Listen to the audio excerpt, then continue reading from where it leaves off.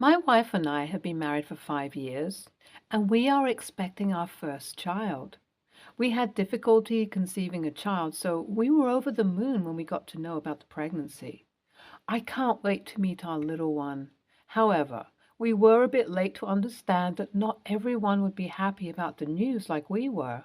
My sister-in-law has been living with us for the past year. She lost her job and her apartment due to the pandemic, and we offered her a place to stay until she got back on her feet. She had been trying to conceive for a long time, but had no luck. She suffers from endometriosis and PCOS and has gone through several rounds of IVF without success. In fact, her marriage recently ended, and being childless was one of the main reasons for her divorce. So she is bitter and resentful of anyone who has kids or is pregnant. Earlier, she used to be very supportive of my wife while she was trying to get pregnant. She used to advise her on how not being pregnant is okay and that one shouldn't judge themselves if one cannot get pregnant. We were excited to share the news with my sister-in-law, so we broke it to her as soon as we reached home after our first doctor's appointment. But when we told her the news, she didn't congratulate us or show any emotion. She just said, "Oh," and walked away.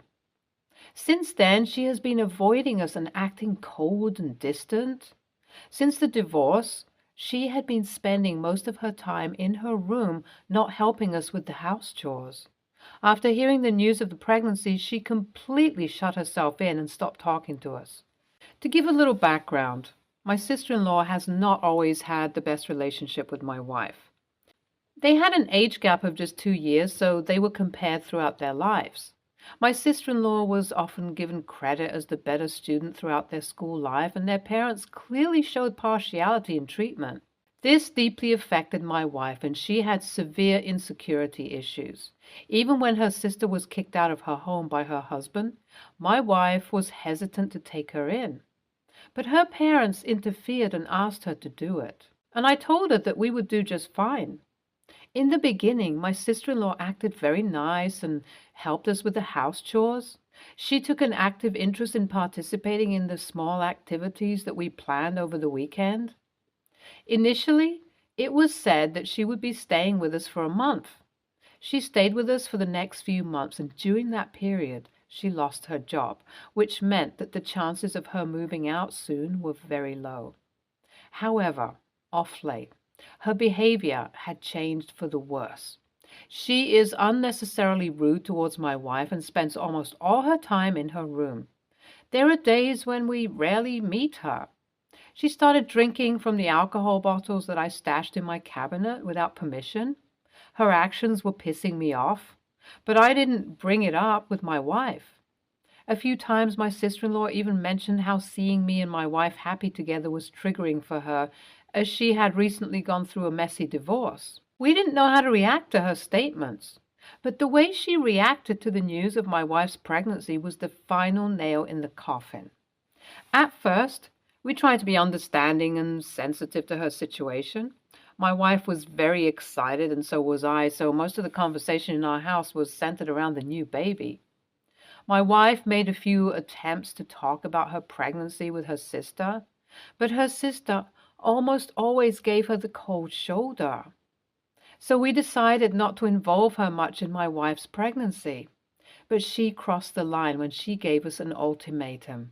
She said that she couldn't stand hearing us talk about the pregnancy or seeing anything related to it in the house. She said that we have to keep it a secret from her. We were shocked by her demand. We told her that we were not going to hide our joy or pretend that our baby doesn't exist. We said that we were sorry that she was going through a hard time, but that doesn't give her the right to dictate how we live in our own home. We said that if she couldn't handle being around us, then maybe she should move out. She got angry and called us selfish and insensitive. She said that we don't care about her feelings or how much she's suffering. She said that we were rubbing our pregnancy in her face and making her feel like a failure. She said that we were the worst people she had ever met and that she hated us. We were speechless and hurt by her words. We told her that we loved her and that we wanted her to be happy, but that we couldn't change our reality for her. We said that we were not going to apologize for being pregnant or for wanting to share our excitement with our family and friends. We said that we were not going to let her ruin this special time for us. She stormed off to her room and slammed the door. We heard her packing her bags and throwing things around. We decided to leave her alone and let her cool off. We hoped that she would come to her senses and apologize, but she didn't. The next day, she left a note on the kitchen table saying that she was moving out and that she never wanted to see us or hear from us again. She said that we were dead to her and that she hoped that our baby would die too. We were shocked and heartbroken by her note. We couldn't believe that she would say such horrible things to us. We tried to call her and text her, but she blocked our numbers. We reached out to her parents, but they had no idea where she was. We even contacted her ex-husband, but none of them knew where she was. We have been waiting for 2 days. Until now, there's been no news about her, and we are worried. Am I the a-hole for telling my childless sister-in-law that we won't stop talking about my wife's pregnancy when she's present? Update 1. A day after I first posted, I got news from my wife's parents that my sister-in-law was at her friend's house. Apparently, she had twisted the whole story and convinced my in-laws that we were the villains. My sister-in-law told her parents that my wife mocked her for being childless after hearing the news of the pregnancy.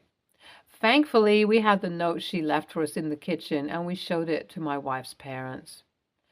I don't know if they believed us, but I think we made our part clear. But it was a very emotional moment for my wife as she stood up for herself for the first time in front of her parents. She told them how toxic her sister had become and how the parents' actions are responsible for her toxicity. I'm hoping my sister-in-law will never cross paths with us again. Update 2. Merely 2 days after my first update, one night, we heard our doorbell ringing. It was my sister-in-law, and she was completely drunk. She wanted to crash at our place. Though my wife wanted to invite her in, I told her that the woman who wished death upon my baby had no place in our house. I called her a taxi and sent her over to her parents' house. She made a huge scene when we didn't let her in. She cursed us and the baby even more, so it was a relief when she was out. We called her parents to inform them that she would be there any minute and went back to sleep. Update 3. We were devastated by her actions, but we decided not to let her affect us anymore. We focused on our pregnancy and our baby. We decorated the nursery, brought baby clothes and toys, and took maternity photos. We shared our updates with our loved ones and received their support and congratulations. We enjoyed every moment of our journey and looked forward to meeting our son. He was born last week, and he is the most beautiful thing we have ever seen. He is healthy and happy, and we love him more than anything in the world. He is our miracle and our blessing. Sister-in-law is still living with her parents, and she has made no effort to contact us still. My wife's parents tried to fix the issues between us, but I told them that unless she truly repents and apologizes for what she did, she has no place in our life. We don't know if she will ever come back, but even if she does, I won't be comfortable having her around our child. But we do believe in this. We did nothing wrong, and we have nothing to regret. We did what was best for us and our baby. YTA. You're the a-hole for letting her into your house in the first place. Your wife was clearly uncomfortable with that decision, so you should have stuck with your wife's opinion. But instead, you wanted to show off how kind you were and let a toxic person into your living space? The rest of the events happen as a result of your decision, so there's no point complaining about that, as those are the direct consequences of your decisions. You should have asked your sister-in-law to stay at her parents' house instead of taking her in rent-free. At least you could have done that when she lost her job. NTA. You did what was best for your marriage and your child, but you should have kicked her out much earlier. She initially told you that she would be staying there for a month. Suppose she could not keep her word. That's a huge red flag. You should have asked her to leave right then. I lost it when you mentioned how she felt insecure seeing your happy family. That says a lot about the person she is. Try not to bring her near your newborn. NTA, your sister-in-law is straight up toxic. She has no business being in a healthy family environment. She would only try to ruin it. If you can't be happy about your sister's pregnancy, there's something seriously wrong with you. That's what her case demonstrates. Next story. I, 29, female, have come out of a long-term relationship after 7 years and 6 years of living together within the last 3 months. No kids, and we weren't married. The breakup was relatively amicable and smooth. He let me stay in the house until I found another place to live, and I managed to move out and into a new place after a month.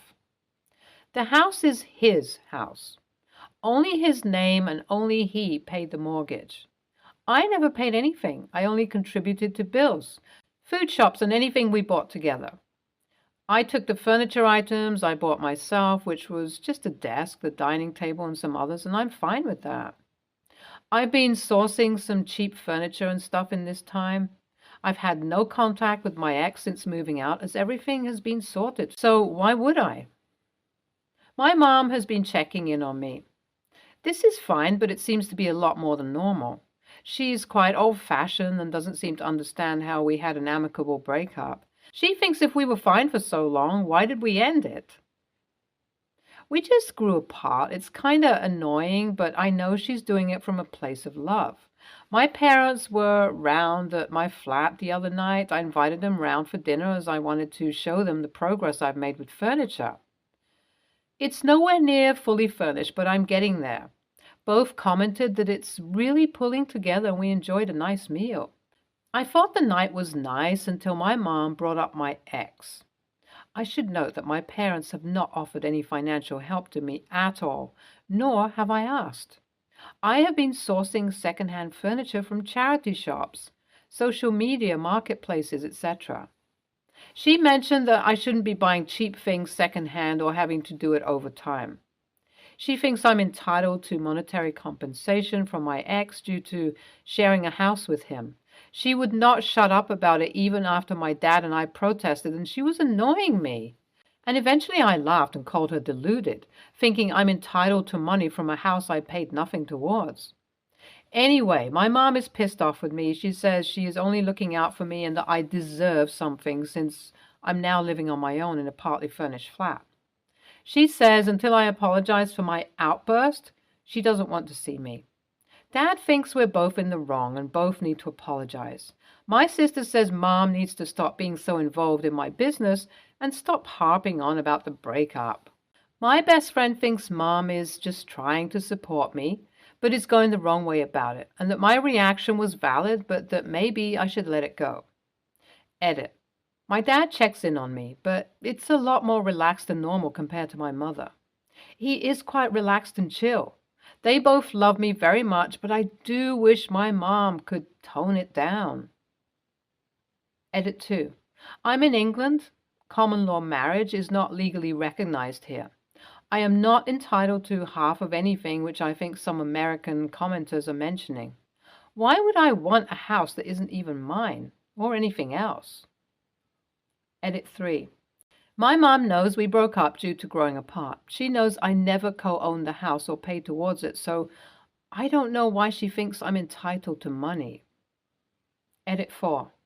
Please read my second ETA. I am in the UK. There are no laws or legal rights for unmarried cohabiting couples unless you already have agreements in place such as a cohabitation agreement or if we jointly owned a mortgage. I also did not apply to stay in the property through a form of tenancy agreement. I literally do not want money and I'm not owed money. Please understand that, any non-UK commenters. Please understand, alimony and stuff isn't relevant to me. NTA, but your best friend is right. Your mom is concerned for you, and that's where this is coming from. But she should have stopped when both you and your dad asked her to. I don't think you should apologize, as you're not sorry you said it, but you do need to let it go. Moms being annoying out of worry for their kids will carry on regardless of how old the kids are. Next story. I, male 22, have a tight friendship group with R, L, and V, all male, 22. We met at our local D&D club and have been hanging out for years.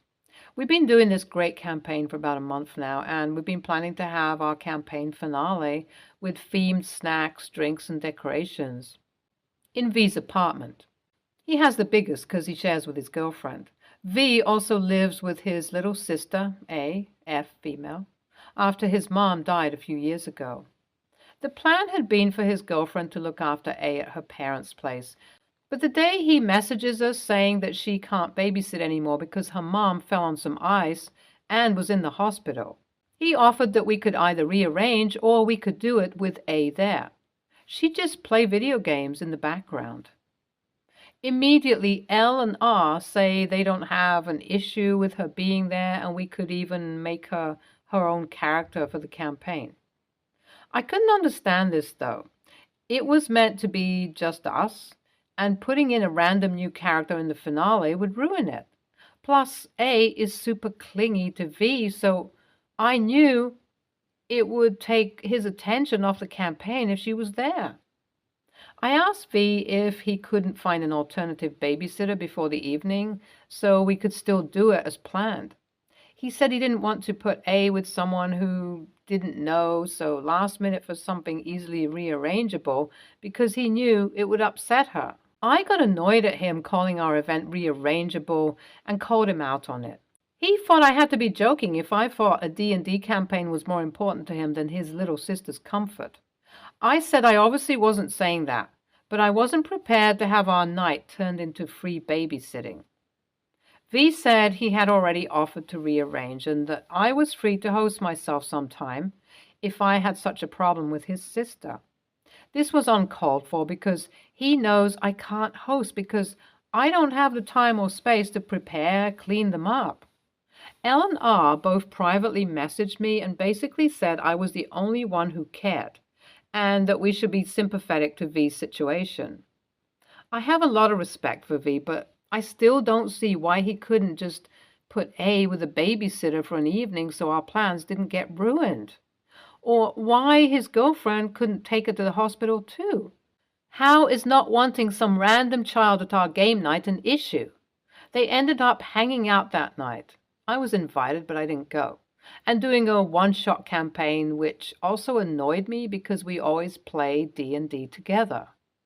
My mom thinks I was an AH because V is raising a child by himself. But he has money from his inheritance and gets help from his girlfriend's family, so he isn't alone.